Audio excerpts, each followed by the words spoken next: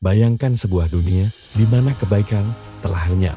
Manusia menyembah batu-batu buatan mereka sendiri, kesombongan telah menutup hati mereka. Di tengah kegelapan itu, seorang lelaki berdiri tegak sendirian, membawa pesan yang ditertawakan oleh ribuan orang selama 9 abad. Ini bukan sekadar kisah tentang banjir besar. Ini adalah kisah tentang kesabaran tanpa batas, pengkhianatan dalam keluarga, dan sebuah bahtera penyelamat. Bahtera yang menjadi satu-satunya garis pemisah antara kehidupan dan kepunahan. Mari kita saksikan kisah Nabi Nuh alaihi salam. Sebelum zaman Nuh, manusia hidup dalam tauhid. Namun, saat orang-orang saleh wafat, setan mulai bekerja. Awalnya, patung-patung dibuat untuk mengenang kesalehan mereka. Namun, generasi berganti, dan peringatan itu berubah menjadi penyembahan Web, Suwa, Yaqut, Ya'uq, dan Nasr, 5 nama yang awalnya saleh kini menjadi tuhan-tuhan palsu. Disinilah Nuh diutus. Beliau adalah rasul pertama yang diutus kepada kaum yang membangkang.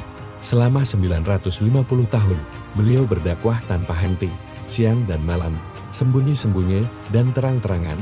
Bisa Anda bayangkan berdakwah selama 9,5 abad namun hanya mendapatkan pengikut yang sangat sedikit.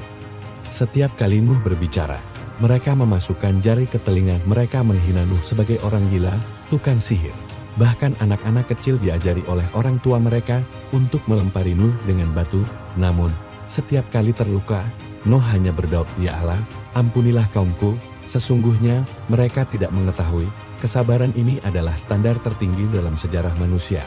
Setelah berabad-abad tanpa hasil, Allah mewahyukan bahwa tidak akan ada lagi yang beriman dari kaumnya.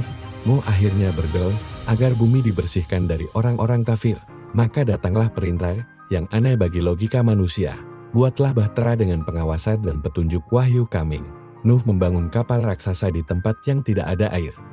Bayangkan hinaan yang beliau terima. "Wahai Nuh, kemarin kamu jadi nabi, sekarang jadi tukang kayu." Kata mereka.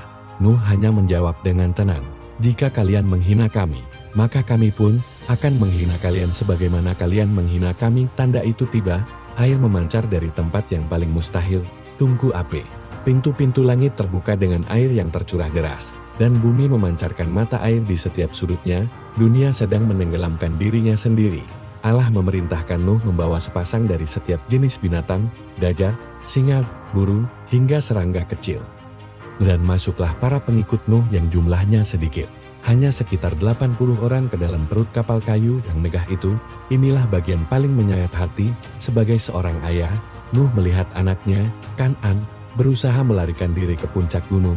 Nuh berteriak, "Wahai anakku, naiklah ke kapal bersama kami, dan janganlah kamu bersama orang-orang kafir." Namun kesombongan Kan'an belum pudar. "Aku akan berlindung ke gunung yang bisa menyelamatkanku dari air." Jawabnya, seketika, gelombang raksasa datang dan memisahkan mereka. Kan'an tenggelam di depan mata ayahnya sendiri. Ini membuktikan bahwa hidayah tidak bisa diwariskan, bahkan oleh seorang nabi sekalipun. Air surut. Langit berhenti mencurah, dan bumi menelan airnya. Bahtera itu berlabuh di atas bukit Judi. Kehidupan baru dimulai. Nabi Nuh AS dikenal sebagai Adam kedua, karena dari keturunan anak-anak beliaulah Sam, Ham, dan Yafet seluruh ras manusia hari ini berasal.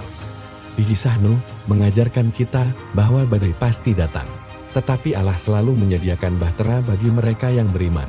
Pertanyaannya, apakah kita sudah berada di atas bahtera ketaatan? Atau masih sibuk mencari gunung keselamatan buatan manusia?